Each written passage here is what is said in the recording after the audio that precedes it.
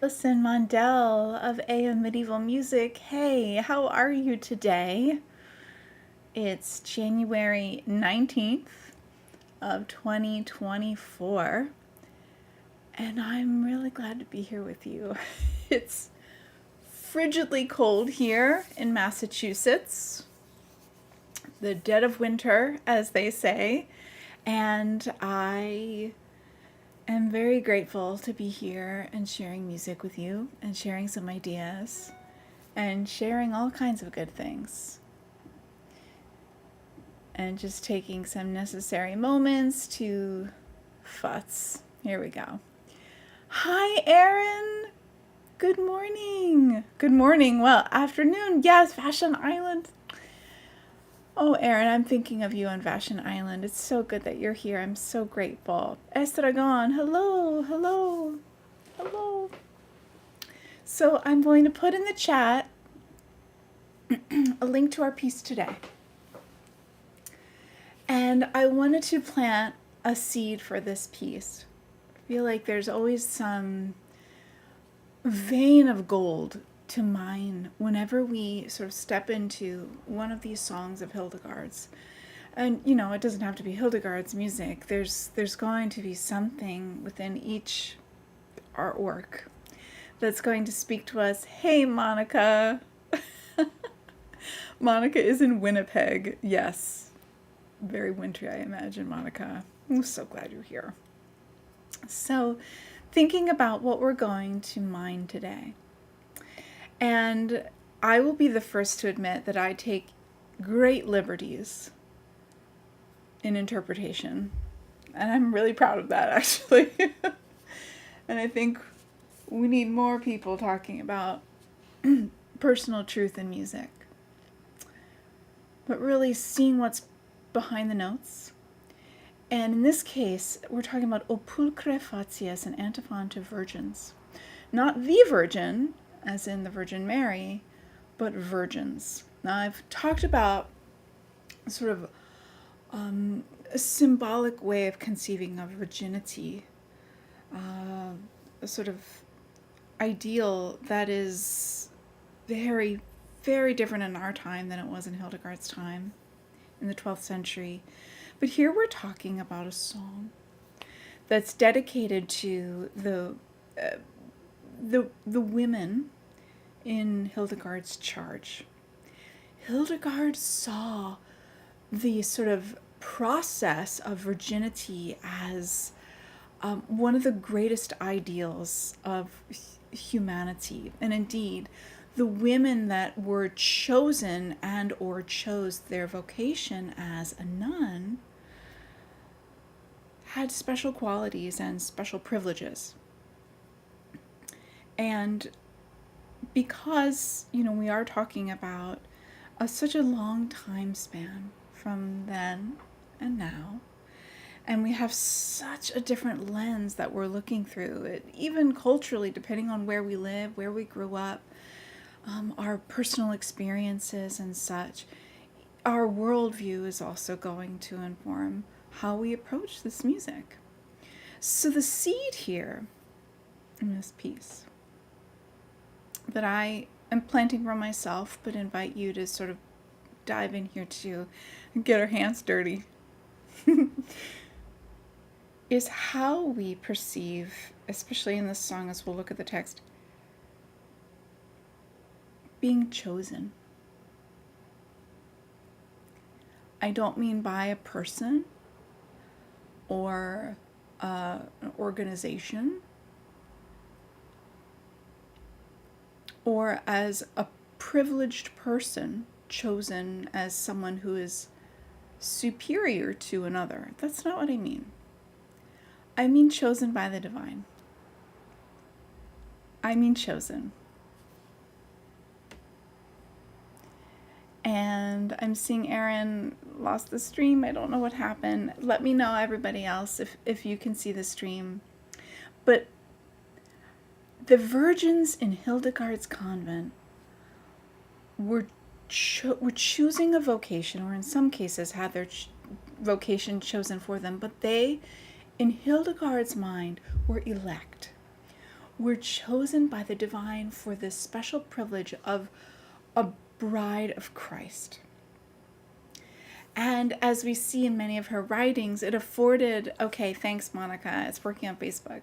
It afforded the women many special privileges, certainly within the walls of the Rupertsberg, in that the women were able to wear sort of customized jewels and garments that would have been unheard of in other places.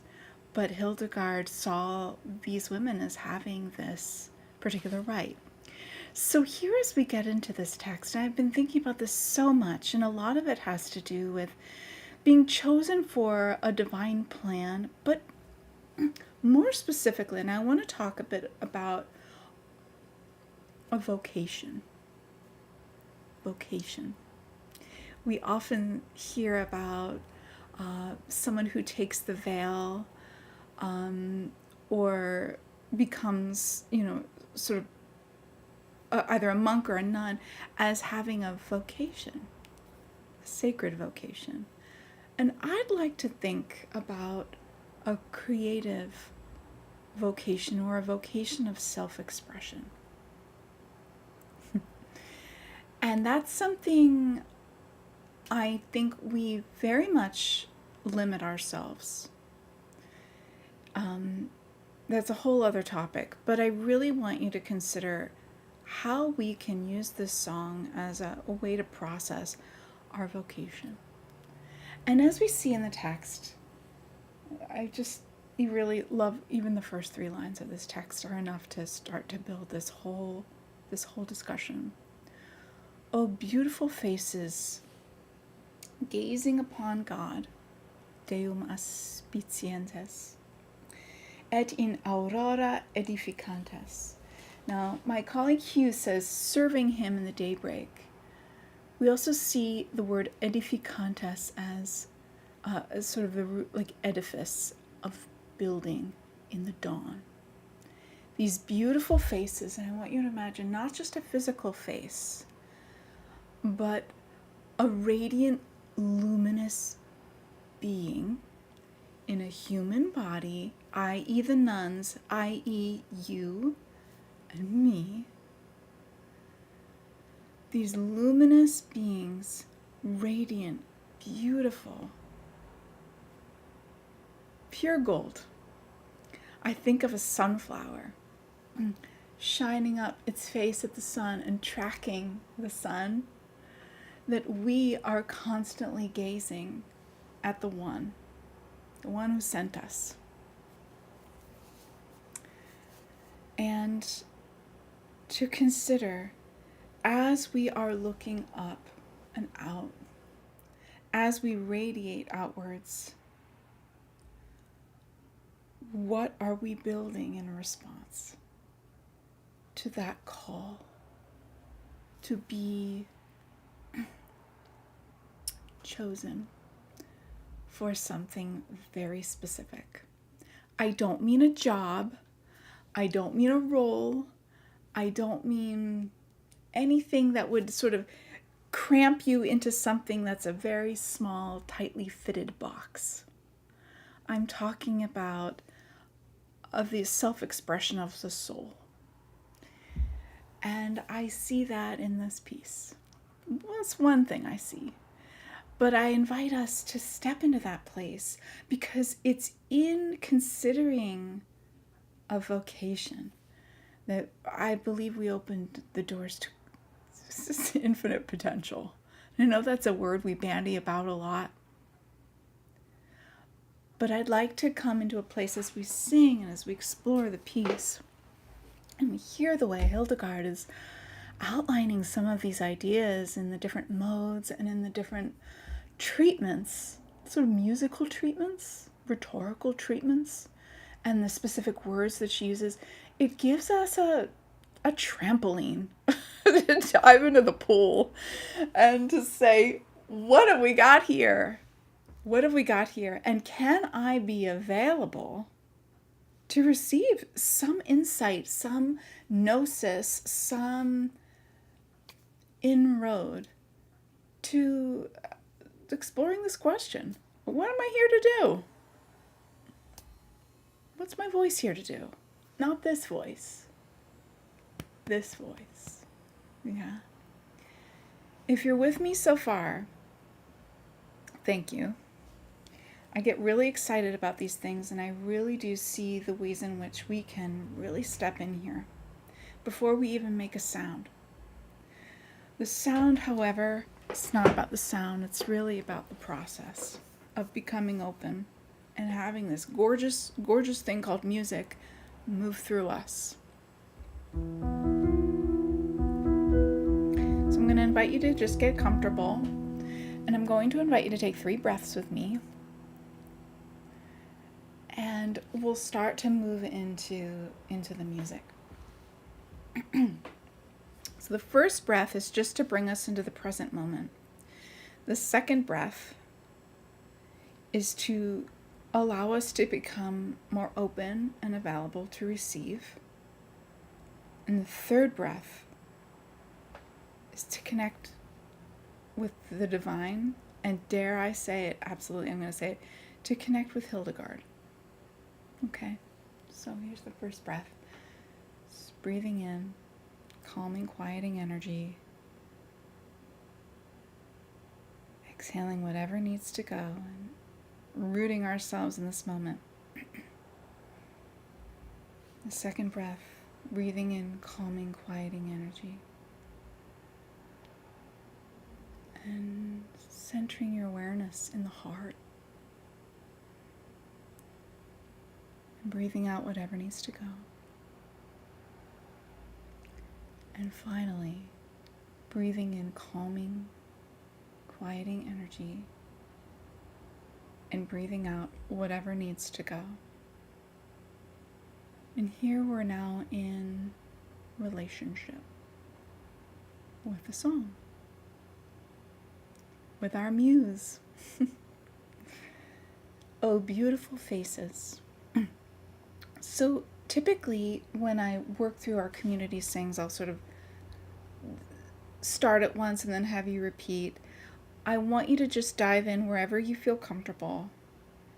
I want you to explore being in a place where you're not too fixated on the notes and the page, but in the heart, allowing the sort of higher wisdom of yourself to guide this process and to see what comes in as a result. It's really exciting.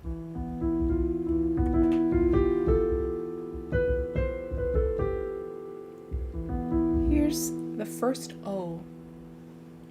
Oh, the portal. We see the small notes, the small note heads as having this dynamic, moving energy forward. The larger notes give us a little bit more breadth, a little bit more meat on the bones in terms of duration, length, stress. It's not the most important thing in the world, but it's going to give us a guideline for how to approach this sort of pacing. Here we go.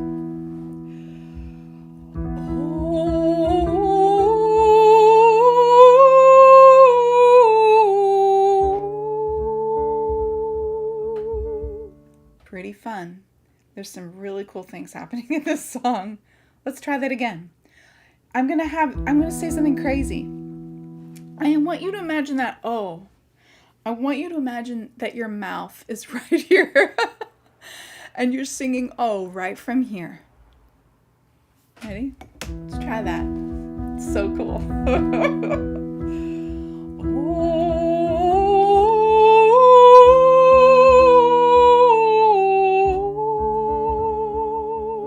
Beautiful. And now we've moved modes. Did you hear that? We were here in E, and then we moved down to D. There's a lot of shifting going on here. It's really exciting. So here we are. Pulcre, facies. Beautiful face. Beautiful face.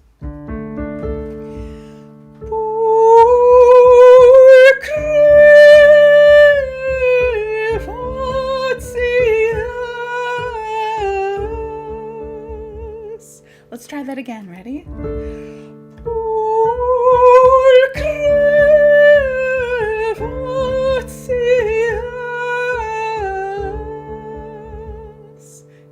let's try the whole first line together.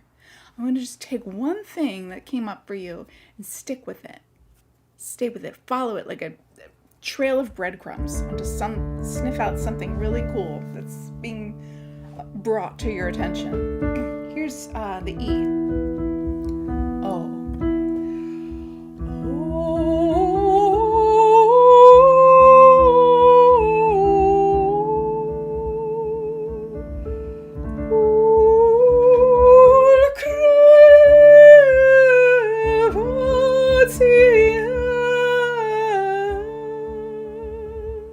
Beautiful. Here's the next line. Here's line 2. Deum aspicientes.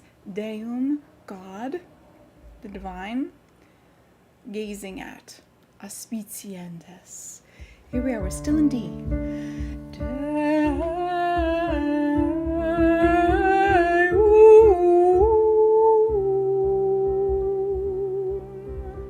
How beautiful. It makes me want to cry.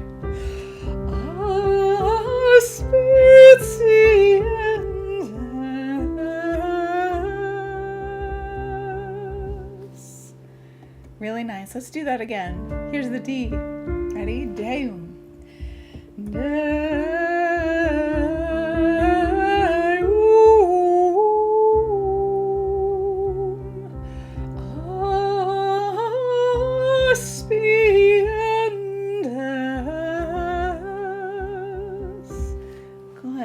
Now line 3. Et in aurora edificantes, and in the dawn, aurora edificantes, building up, serving, following, leading, going. Here we go. Now we've ended in C. Here's line 3. Et in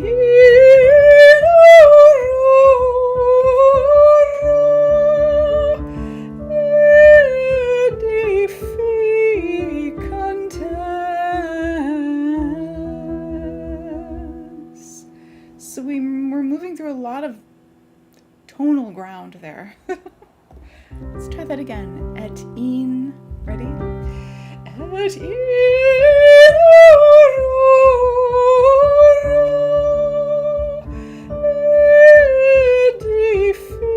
edificantes. Beautiful. It's a really interesting piece, isn't it? Line 4. Now we move into this sort of next section. O beata virgines. O beautiful virgins. Quam nobilis estis. How noble are you? Nobility. That's a very, very specific word. Nobilis estis. Noble, like a queen. Here's line 4. We're going back into E Phrygian here, E Phrygian 1. O beate virgines. I made a dog's breakfast of my fingers there. Can we try that again? O beate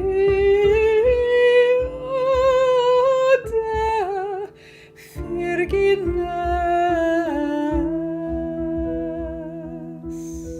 Line 5. Quam nobilis estis. And now she brings us up. And here's our first fifth. Interesting. Come.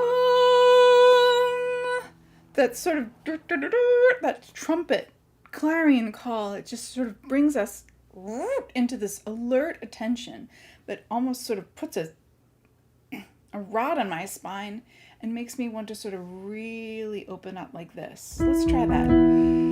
Come nobilis estis.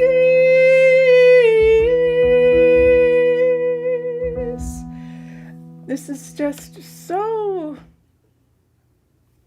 Hildegardian. Hildegardian. And I love it. Let's try that again. Come nobilis estis. Beautiful. settled when he marked you out. In quibus rex se you consideravit, cum in vobis omnia celestia ornamenta presignavit, ordained, told of, chose. Presignavit is the verb that I think is the ding, ding, ding, the golden ticket here. So here we are. We've got a couple of really long phrases. She's building us, sort of building out this deepening, is how I see that. So on line 6, in quibus rex se consideravit, when the king considered you. Okay, let's try that, everybody. In quibus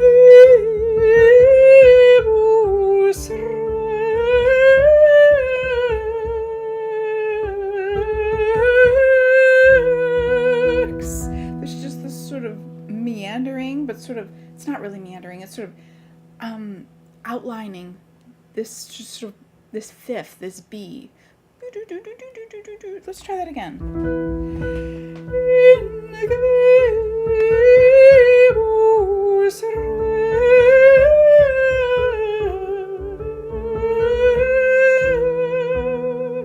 And then she's going to bring us up and out. Here we go.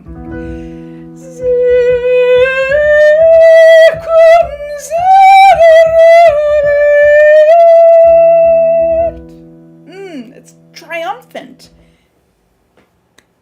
The king considered. I love that so much. Can we do that again? Se. This is the middle of line 6.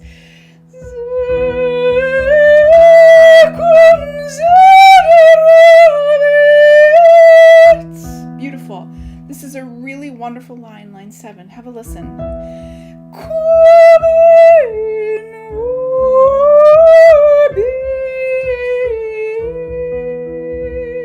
I love this, so gorgeous. Let's try that again.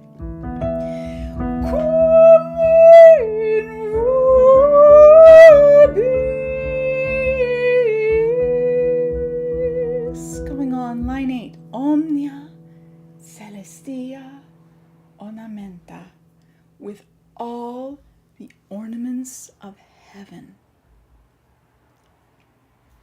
That's so beautiful. Let's try line 8. Just work through this one. Omnia celestia.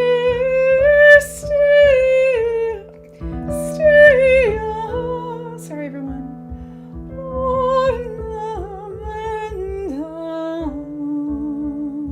I'm just going to move on musically on the next line, but let's try that again. I'm sorry, I really messed up there. Line 8. Omnia celestia ornamenta. Here's line 9.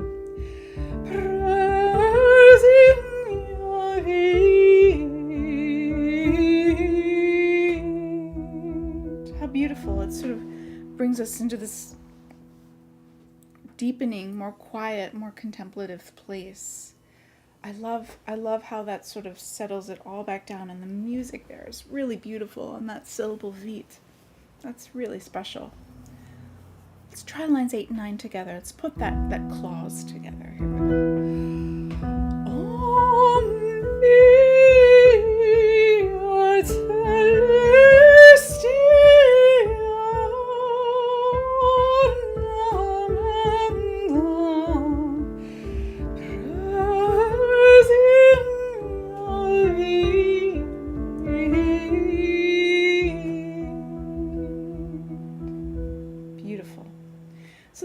is kind of the sort of middle section here. And then the last section, ubi etiam suavissimus ortus estis. This is really nice. To be a balm-scented garden, casting perfume from every, oh, Hugh, this is so beautiful, from every inflorescence. So basically, oy, oy, oy, in omnibus ornamentis, in all the ornaments, sort of redolentes, of giving off. Ubi, therefore, etiam suavissimus, all the sweetness of the garden, all of the ornaments, all of that sort of beauty is being sort of offered outwards. I just want to take a second and consider the seed we planted. It's a very noble thing indeed to consider the ways in which we are able to tap into some vein of personal truth, that which comes through our creative vocation. And if I were to take the leap into sort of looking at the song as a way of reflecting that aspect of ourselves, that vocation, out into the world, it's looking at the ways in which our gifts, our genius, our ways, our self, is able to not only be offered unto the world, but is this gorgeous, worthy, utterly priceless thing. And perhaps we have been chosen to be in this body at this time, in this place, to offer that. Now, I could not think of more supportive language to support that. That's really beautiful. That's a leap. I know that's a leap, but I'm willing to go there. So, line 10. Here we go. Breathing in.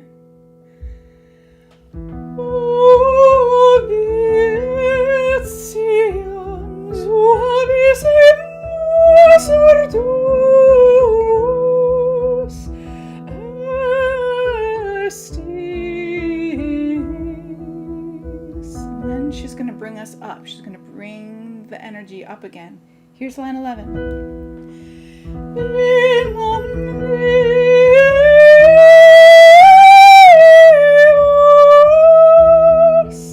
This part.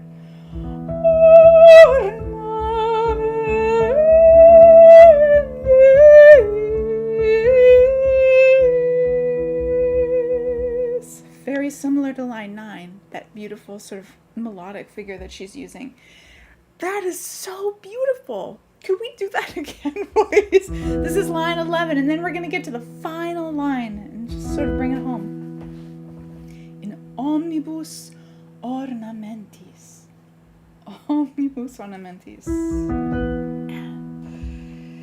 In omnibus ornamentis.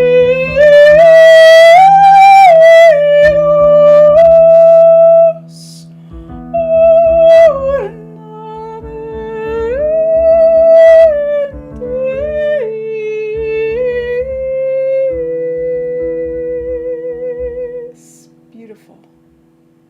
Beautiful.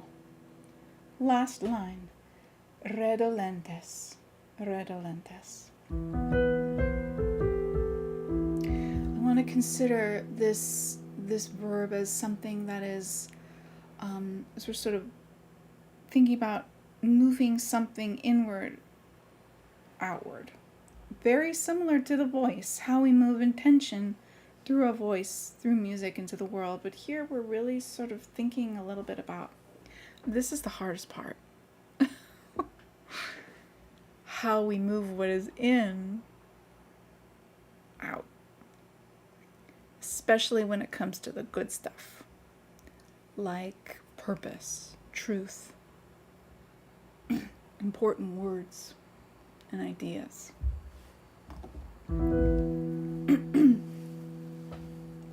Redolentes. It's a really long melisma. Let's see how it goes. Ready?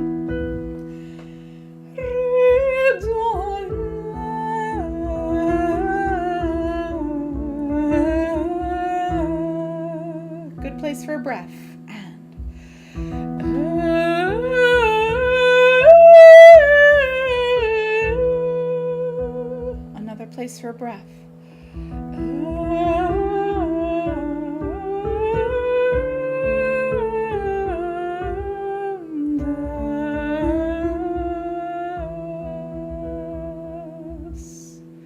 So there's a lot of, we go on a lot of places on that last line. It's really a journey. I'm going to invite you to sort of imagine that as the music is sort of shape-shifting, that how you are bringing this out is sort of mirroring what's happening in the music. Let's see what happens.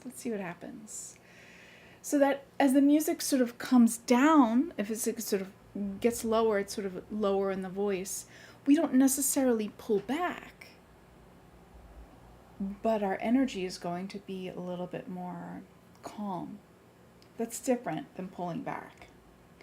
How do I maintain my sense of presence, my sense that sort of the voice can stay clear, can stay committed?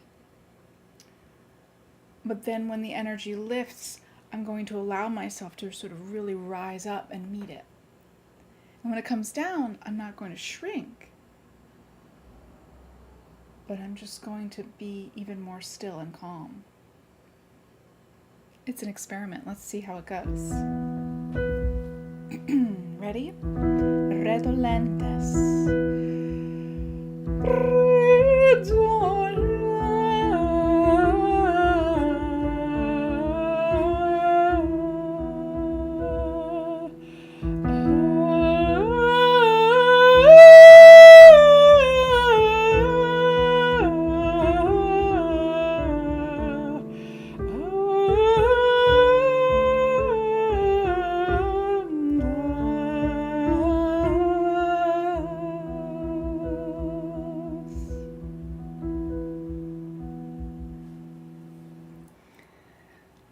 This is one of those pieces, in my opinion, where there's so many novel things happening. It feels almost, I used the word shape-shifting earlier. I feel like it's shape-shifting all over the place. You hear the modes changing. There's sort of whispers and hints of repetitive melodic elements, but they're just almost like you hear it once and it goes away, and then you're like, oh wait, oh, and now it's gone. It's sort of effervescent. It just sort of comes in and out like I was thinking of electrons, like they come in and they go away, when they come in and they go away. And it's almost like, I'm just going to go further with this idea, how we're able to have a sort of sense of knowing about what we're here to do and where we're headed in terms of our artistry or our ideas, our creative sort of impulses, our creative outlets. And we think, I know what I'm supposed to do. And then the next day it's like, oh God, I'm not sure. I'm like, is this it? This in and outness. And I struggle with that all the time. And I think if that last line, as we just spoke of, like having a sense of presence, no matter what the sort of weather might be, if this sort of sense of, I have a confidence, I know what I'm doing, I'm here to use my voice, I'm here to say this, I'm here to express this. And then it might not feel so outward, but that doesn't mean it goes away. It means it's not the right time. And how we can really build some sense of investment, of an inner confidence in that which is moving through us. I'm talking about vocation. I'm talking about creative energy and an impulse to express yourself. And I'm talking about how we share that with other people. Nori. That fifth up, yes, is come. This is an old comment. I'm just getting to it now. Is common in Gregorian introits. Yes. I wonder the influence there. I think you maybe just hit the nail on the head.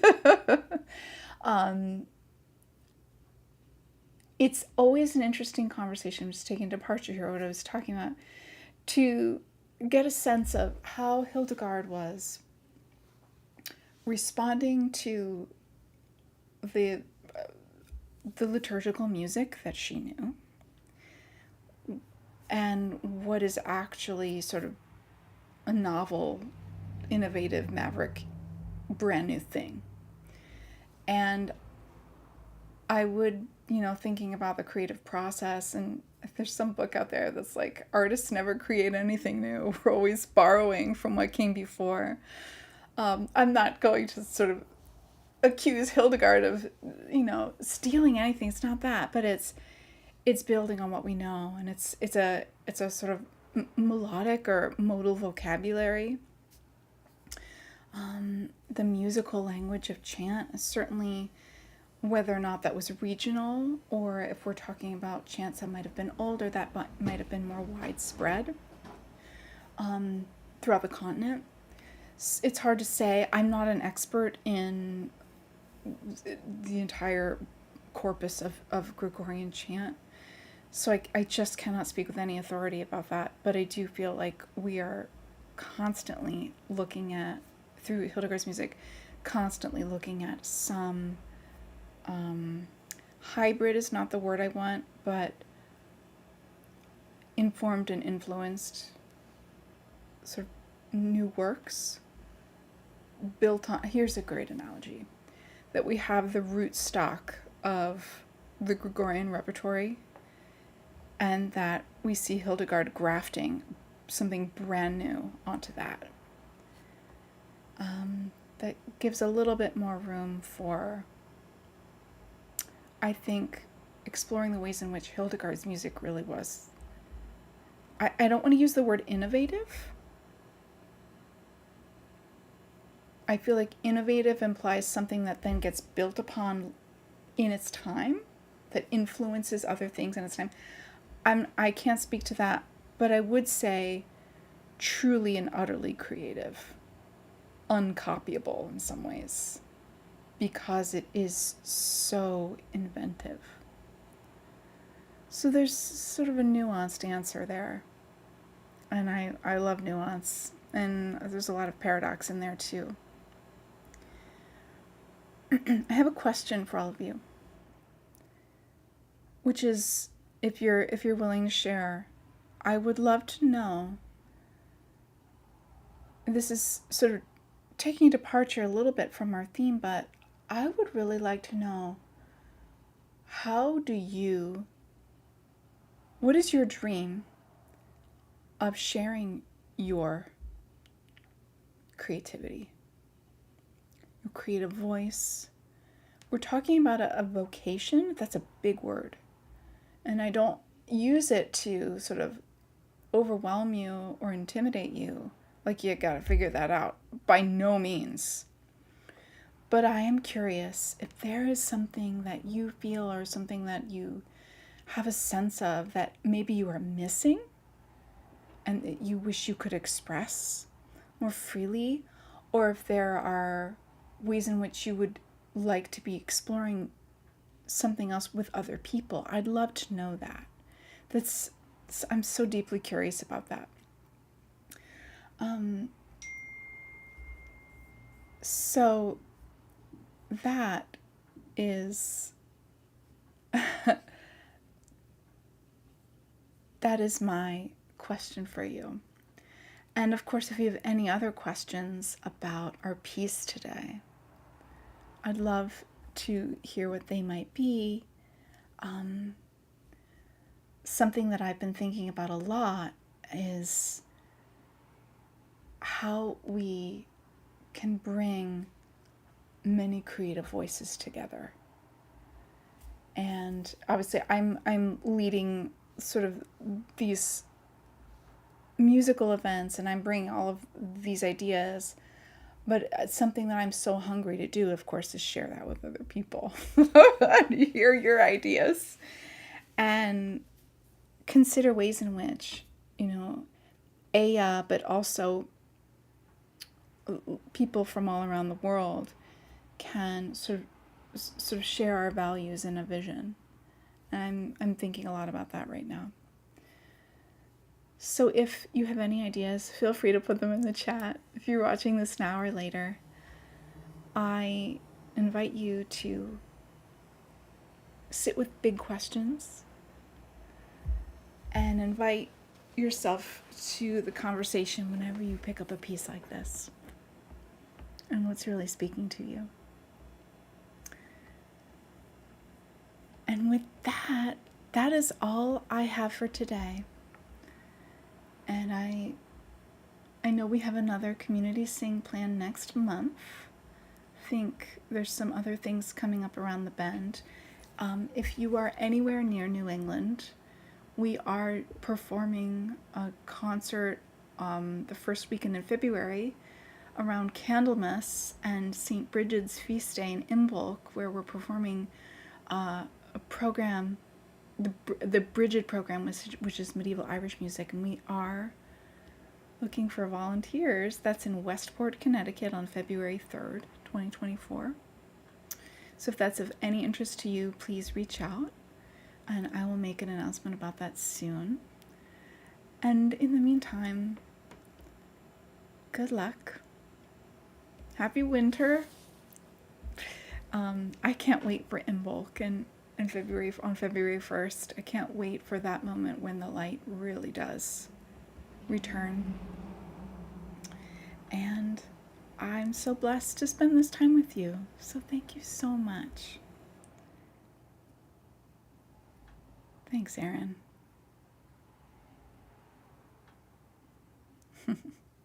Thanks, Erin. All right, everyone. Have a beautiful day. And thank you so much for joining.